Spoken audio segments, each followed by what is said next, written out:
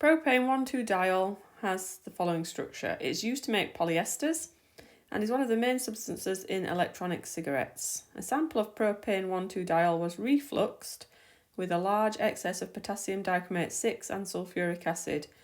Draw the skeletal formula of propane 1,2-diol. So I'm going to start by drawing the skeletal formula of propane. So 1 carbon, 2 carbons, 3 carbons. And 1 and 2, on carbon number 1 and carbon number 2, I'm going to put an ol group. So an ol group is an OH. It's easier to put it on number 2, so I'm just going to do that one first. Make sure your stick goes to the O of the OH, and then I'm going to put one on number 1, and we've got the O of the OH group.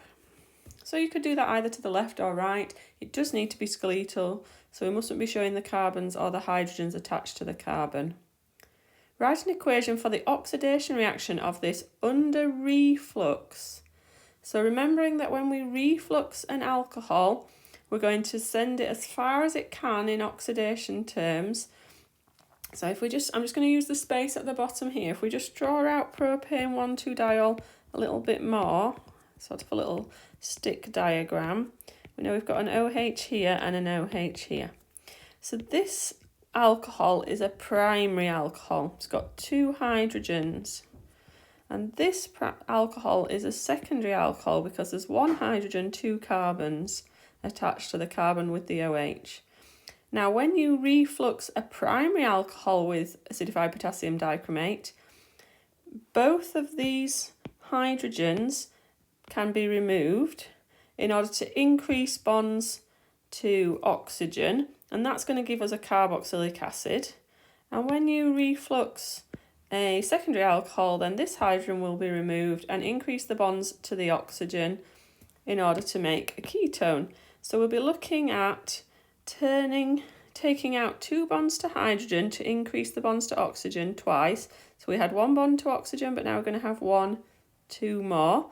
So we're going to have a double bond O and an OH, and the hydrogens have gone. On the second carbon, we're removing the hydrogen at the bottom to increase the bonds to the oxygen. So we end up with that ketone group. And the third carbon just had the 3 hydrogens. So we're aiming for this product. This is the full oxidation under reflux as far as we can go. Noticing we've removed 3 hydrogens to do this. So then in our balanced equation, we're going to need 3 lots of oxidizing agent because we've removed 3 hydrogens to increase bonds to oxygen 3 times. So we actually also asked to draw the displayed formula of the product. So I'm going to now move my formulae up. So we had our prop, which was a 3-carbon chain, and then it says AN, so we know that all the bonds are saturated. And we're going to go OH, OH, H, H, H, all the way around. So we knew we'd oxidized, removed 3 hydrogens, so we used 3 oxidizing agents, and we know that we're making this carboxylic acid. Now, because it says displayed formula, we mustn't forget the bond between the O and the H. That's a common mistake.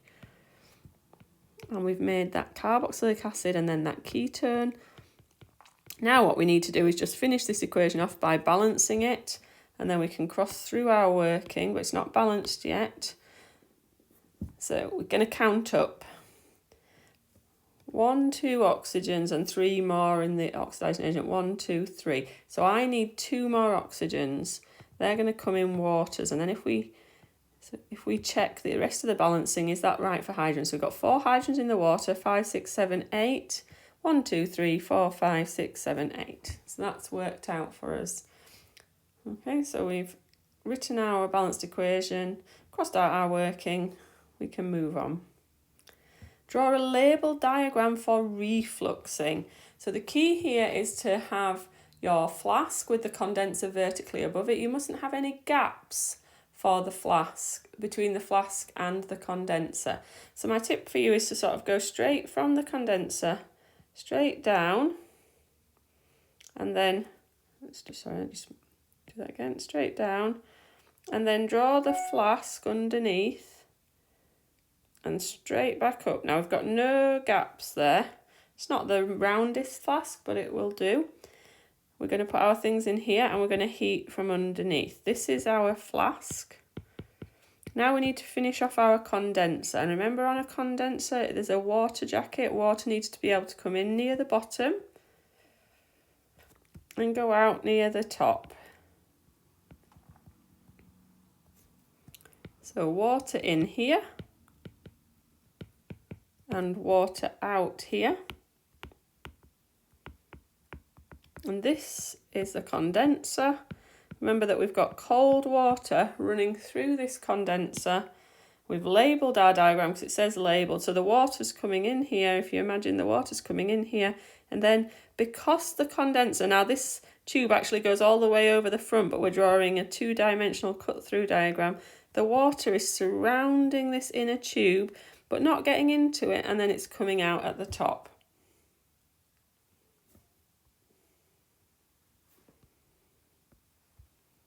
Anti-bumping granules are placed into the flask when refluxing. I'm just going to finish that, put heat underneath. Heat when refluxing suggests why these granules prevent bumping.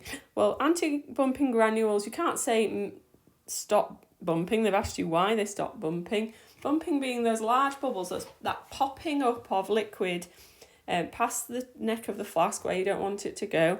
Anti-bumping granules prevent large bubbles from forming or create smaller bubbles. And providing these nucleation points to stop large bubbles forming. Then we're asked to draw a structure of a different organic product. So let's just remind ourselves of our original structure. We'll cross this out before we finish the question. So it was 1,2-diol on a propane. So remember that oxidation is increasing the bonds to oxygen by reducing the carbon-hydrogen bonds on those functional group carbons. So we had 3 and we had oxidised them all. Now there's lots of right answers here.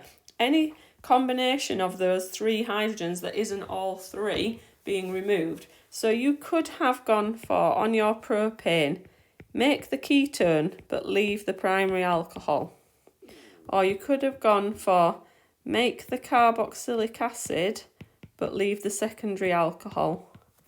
Or you could have gone for, make an aldehyde and leave the secondary alcohol.